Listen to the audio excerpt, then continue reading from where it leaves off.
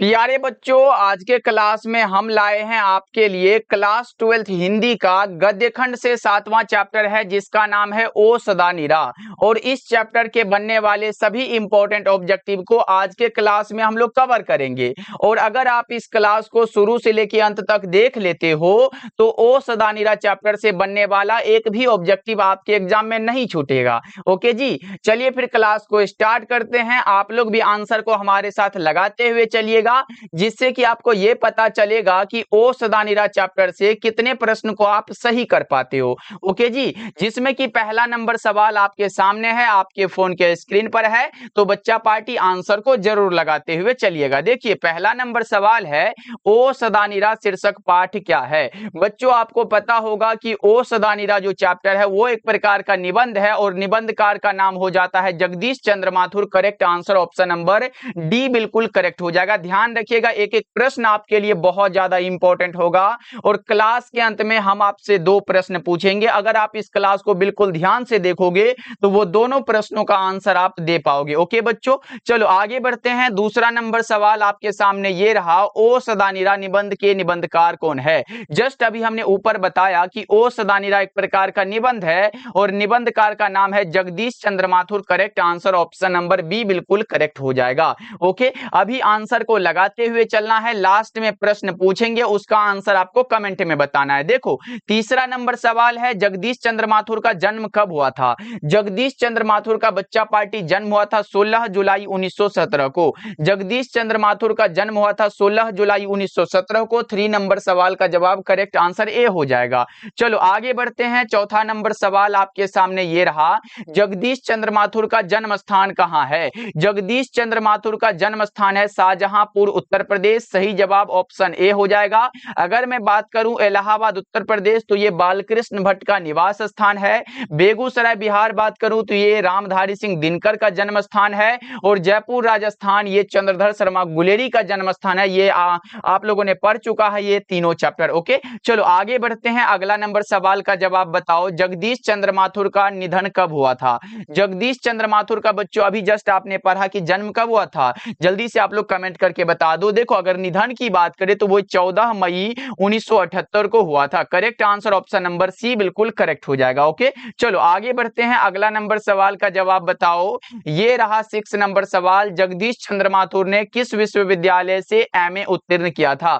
MA बच्चों किस विश्वविद्यालय से किया था, तो ये किया था इलाहाबाद विश्वविद्यालय से। सही जवाब ऑप्शन बी हो जाएगा। अगर पूछे जगदीश चंद्र माथुर ने इलाहाबाद विश्वविद्यालय से किस विषय में एमए किया था, तो वो किया था अंग्रेजी से। ये भी बात आप बिल्कुल याद रख के चलिएगा, क्योंकि एग्जाम में कुछ भी पूछ सकता है तो आपको अच्छे से तैयार करना पड़ेगा। ओके, चलो आगे बढ़ते हैं। 7 नंबर सवाल आपके सामने ये रहा, बिहार के सुप्रसिद्ध सांस्कृतिक उत्सव जो है वैशाली महोत्सव का बीजारोपण किसने किया था। ये किया था जगदीश चंद्र माथुर ने। कब किया था भैया, ये याद रखना है, 1944 में हुआ था। आपको बहुत अच्छे से याद रखना पड़ेगा। ओके, चलो आगे बढ़ते हैं। अगला नंबर सवाल का जवाब बताओ, ये रहा, जगदीश चंद्र माथुर को कौन सा पुरस्कार दिया गया था। विद्या वारिधि की उपाधि दिया गया था, कालिदास अवार्ड दिया गया था, बिहार राजभाषा पुरस्कार दिया गया था। ये सभी के सभी पुरस्कार जो है जगदीश चंद्र माथुर को मिला हुआ है। करेक्ट आंसर डी हो जाएगा। चलो आगे बढ़ते हैं। और बच्चा पार्टी इस चैप्टर से अब की बार भी आपके एग्जाम में बहुत सारे प्रश्न पूछे गए हैं, तो ये चैप्टर आपके एग्जाम के दृष्टिकोण से बहुत इंपॉर्टेंट होता है।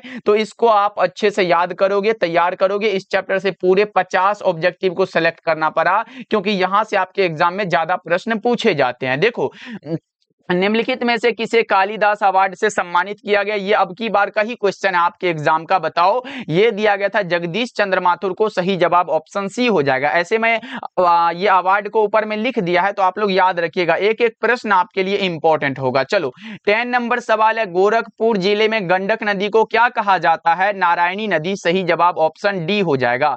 चलो नेक्स्ट नंबर सवाल का जवाब बताओ, ये रहा, चंपारण क्षेत्र में बाढ़ आने का मुख्य कारण क्या है। चंपारण के क्षेत्र में बच्चों बाढ़ आने का मुख्य कारण है जंगलों का कटना। क्या है? जंगलों का कटना। 11 का ऑप्शन नंबर ए आपका बिल्कुल सही हो जाएगा।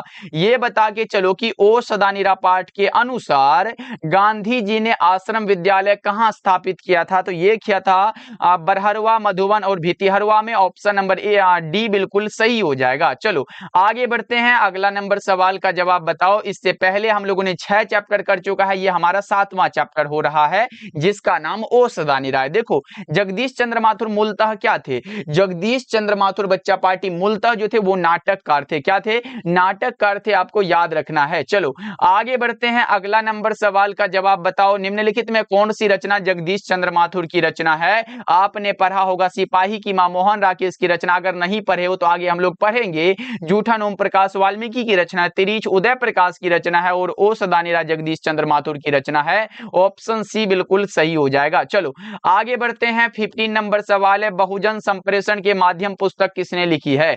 बहुजन संप्रेषण के माध्यम बच्चों ये पुस्तक लिखी है जगदीश चंद्र माथुर ने। सही जवाब ऑप्शन बी हो जाएगा। चलो नेक्स्ट नंबर सवाल का जवाब बताओ। गांधी जी की झोपड़ी को किसने जला दिया था? गांधी जी की झोपड़ी को बच्चा पार्टी एमएन साहब के कर्मचारियों ने जला डाला था। सही जवाब ऑप्शन नंबर सी बिल्कुल सही हो जाएगा। अगर आपने इस चैप्टर को लाइन बाय लाइन पढ़ा है तो आप गलती नहीं करोगे। देखो गांधी जी को महुए के पेड़ के नीचे किसने जगह दी थी? तो ये दिया था मठ के महंत ने। सही जवाब ऑप्शन आपका सी हो जाएगा।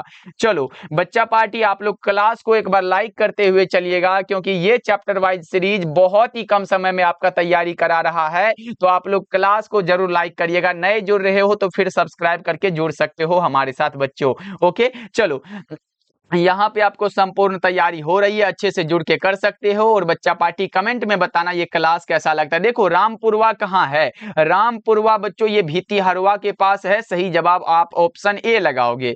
चलो नेक्स्ट नंबर सवाल का जवाब बताओ कि ये रहा आपके सामने, वसुंधरा भोगी मानव और धर्मांध मानव एक ही सिक्के के दो पहलू हैं। यह पंक्ति किसके द्वारा लिखी गई है? वसुंधरा भोगी बच्चों मतलब जो धरा से संबंधित है, और जो मतलब क्या वो शौर्य ये ऐश्वर्य उसे है वो होता है, और एक होता है धर्मांध मानव। इसका अर्थ ये होता है अपने धर्म में अंधा, मतलब अपने ये धर्म को अच्छा मानना, किसी के धर्म को ये नीचे मानना, ये करके ये धर्मांध मानव होता है। और ये वसुंधरा मतलब क्या है? पृथ्वी से संबंधित जाए वो मानो वो अमीर है तो वो अपने लिए मतलब ऐसे करके वो ऐसा तो नहीं कर रहा कि धर्म का ये अपमान सम्मान कर रहा है, वो नहीं। तो ये दो प्रकार के जो होते हैं ये एक ही सिक्के के दो पहलू है। ये पंक्ति जो है बच्चों जगदीश चंद्र माथुर के द्वारा लिखी गई है। सही जवाब ऑप्शन नंबर डी हो जाएगा।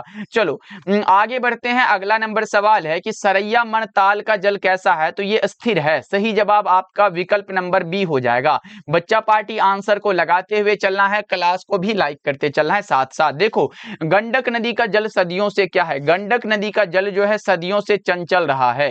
गंडक नदी का जल बच्चों ये सदियों से चंचल रहा है। करेक्ट आंसर बी हो जाएगा। यहां पे बता के चलो ओ सदानीरा निबंध किस पुस्तक से लिया गया है? ओ सदानीरा बच्चों बोलते क्षण से लिया गया है। और बोलते क्षण जो रचना है ये जगदीश चंद्र माथुर की एक निबंध संग्रह है। क्या है यहाँ पे याद रखना?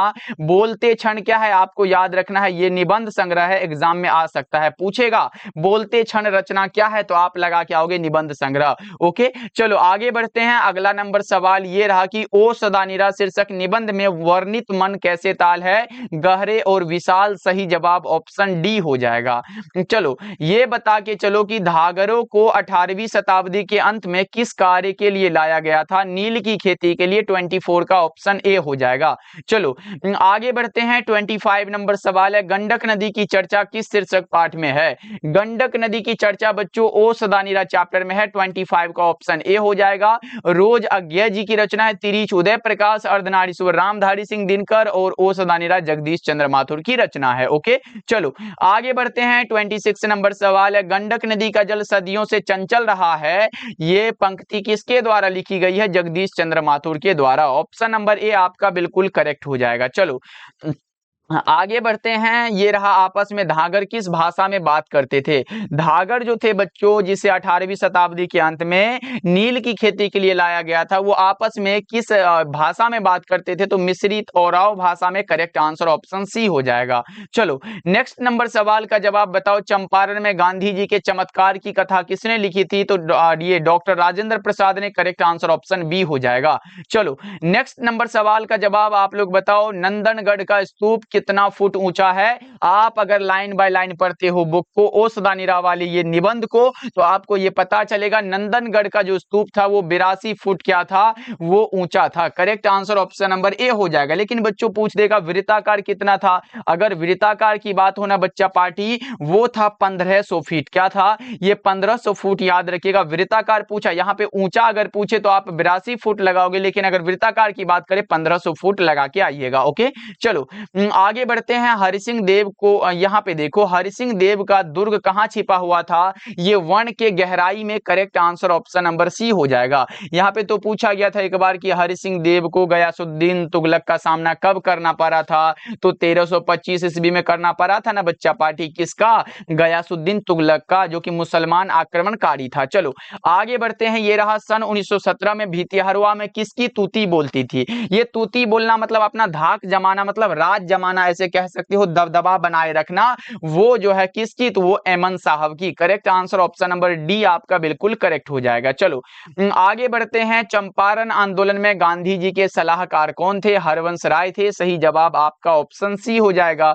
ओके बच्चा पार्टी, चलो आगे बढ़ते हैं। ये रहा माथुर जी किस राज्य के शिक्षा सचिव नियुक्त हुए थे, बिहार के हुए थे। किस राज्य के बच्चों, बिहार के। करेक्ट आंसर आप ऑप्शन नंबर सी बता के चल रहे हो।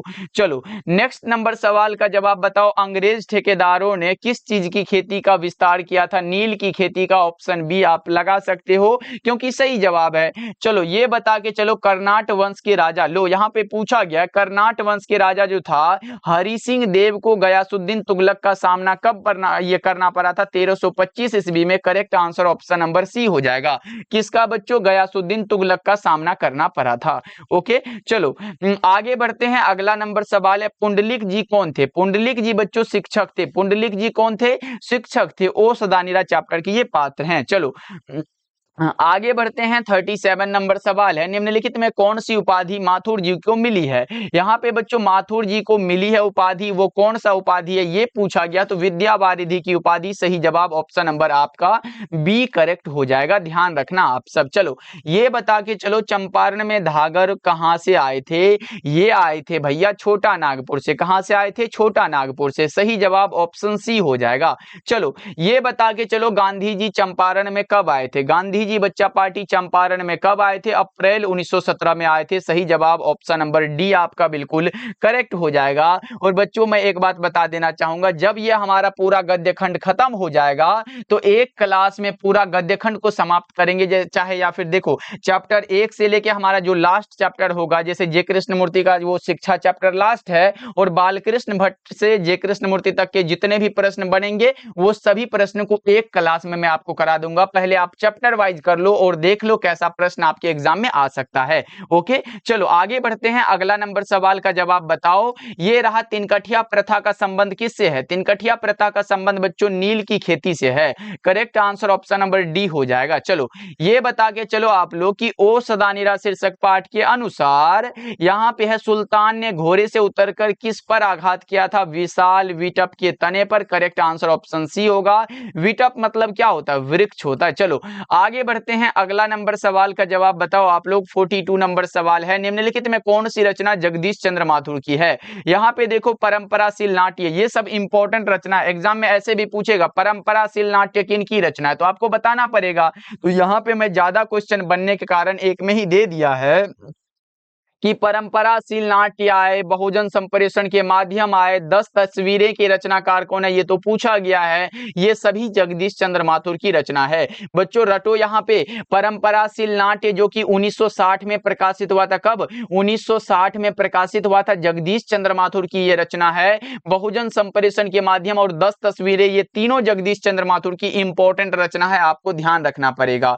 ओके चलो आगे बढ़ते हैं। 43 नंबर सवाल का जवाब बताओ। ये रहा प्रश्न आपके सामने, और क्या बताओगे बच्चा पार्टी। यहाँ पे है निम्नलिखित में कौन जगदीश चंद्र माथुर की रचना तथा उसके प्रकाशन वर्ष के लिए सही है। देखो कोणार्क भी जगदीश चंद्र माथुर की रचना, क्या कोणार्क भी जगदीश चंद्र माथुर की रचना 1951 में प्रकाशित हुआ था। भोर का तारा भी जगदीश चंद्र माथुर की रचना 1946 में प्रकाशित हुआ था, क्योंकि प्रकाशन वर्ष से ओ सदानीरा चैप्टर से 2 प्रश्न अब की बार एग्जाम में देखा गया था, तो भैया प्रकाशन वर्ष भी याद करना पड़ेगा। देखो गगन सवारी 1958 ये 1958 में प्रकाशित हुआ था, ये और ये सभी के सभी सही है। Correct answer option number D आपका बिल्कुल करेक्ट हो जाएगा। आपको याद रखना है कोणार्क आए, भोर का तारा आए, गगन सवारी आए, ऊपर में हमने क्या बताया बच्चा पार्टी, हमने बताया बहुजन संप्रेषण के माध्यम आए, परंपराशील नाट्य आए और 10 तस्वीरें आए, ये सब बताया ना। तो ये सब रचना आपको याद रखना पड़ेगा, और हो सके तो इसका ये प्रकाशन वर्ष याद कर लो जी। कोणार्क 1951, भोर का तारा 1946, गगन सवारी 1958, ये सब एग्जाम में आ सकता है, इसलिए आपको याद रखना पड़ेगा। ओके चलो आगे बढ़ते हैं, और भी मैं आपको लास्ट में 1-2 लिख दूंगा, या फिर यहीं पे लिख दूं क्या बच्चा। देखो आपसे पूछ लेगा भोर का तारा यहाँ पे हुई गया, ये भी हो गया और ये भी हो गया। आपके सामने पूछेगा बंदी जो रचना है, बंदी भी जगदीश चंद्र माथुर की रचना है बच्चों। बंदी किनकी है, जगदीश चंद्र माथुर की रचना 1954 में प्रकाशित हुआ था, यहाँ पे समझो। उसके बाद एक शारदीय रचना, क्या बच्चों, जो कि अब की बार आया था, शारदीय रचना जो है ये कब प्रकाशित हुआ था, 1959 में प्रकाशित हुआ था, ये जगदीश चंद्र माथुर की रचना है। उसके बाद क्या होता है बच्चा पार्टी, परंपराशील नाट्य हमने बता ही दिया। ये 2 रचना आप याद रखिएगा, बंदी और शारदिया, जो कि बंदी 1954 में प्रकाशित हुआ, शारदिया 1959 में प्रकाशित हुआ था। और ये अब की बार आया था कोणार्क, कोणार्क का प्रकाशन वर्ष बच्चों 1951, भोर का तारा 1946, ये सब आपको याद रखना पड़ेगा। चलो आगे बढ़ते हैं। 44 नंबर सवाल है कि जगदीश चंद्र माथुर की एकांकी जो है ये मेरी बांसुरी है, और इसका प्रकाशन किस पत्रिका में हुआ था, सरस्वती में हुआ था। Correct answer option number A हो जाएगा। कब हुआ था, 1936 ईस्वी में हुआ था। चलो आगे बढ़ते हैं। 45 नंबर सवाल का जवाब बताओ, माथुर जी की प्रथम एकांकी। लो यहाँ पे ये है कि माथुर जी मतलब जगदीश चंद्र माथुर की प्रथम एकांकी जो थी मेरी बांसुरी का मंचन कब हुआ था, वो हुआ था सरस्वती में 1936 में। सही जवाब ऑप्शन नंबर बी आपका बिल्कुल सही हो जाएगा। क्या लगा रहे हो बच्चा पार्टी, ऑप्शन बी हो जाएगा। चलो आगे बढ़ते हैं। अगला नंबर सवाल का जवाब बताओ, ओ मेरे सपने। देखो ओ मेरे सपने तथा शारदिया किस लेखक की रचना है। हमने बताया ना ये शारदिया अब की बार आया था, और प्रकाशन वर्ष कब बताया था बच्चों, 1959 बताया था ना हमने। ओ मेरे सपने और शारदिया जगदीश चंद्र माथुर की रचना है। Correct answer option number D आपका बिल्कुल करेक्ट हो जाएगा। ओ मेरे सपने भी मैं बता दूं क्या, ओ मेरे सपने बच्चा पार्टी 1950 में प्रकाशित हुआ था। कब, ओ मेरे सपने 1950 में प्रकाशित हुआ था, याद रखना है, ये सभी के सभी इंपॉर्टेंट बात है बच्चों। चलो आगे बढ़ते हैं। अगला नंबर सवाल का जवाब बताओ एक बार, निम्नलिखित में कौन सी रचना जगदीश चंद्र माथुर की यहाँ पे नहीं है। बहुत सारे बच्चे नहीं को पढ़ना भूल जाएंगे और लगा के आ जाएंगे पहला राजा कुछ भी, ये तीनों में से कोई भी। देखो अगर मैं बात करूं, दशरथ नंदन जगदीश चंद्र माथुर की रचना है, कुंवर सिंह की टेक जगदीश चंद्र माथुर की रचना है, पहला राजा जगदीश चंद्र माथुर की रचना है। लेकिन भैया उर्वशी तो रामधारी सिंह दिनकर की रचना है, ये कैसे होगा, तो ये गलत बात है। ऑप्शन नंबर डी करेक्ट हो जाएगा।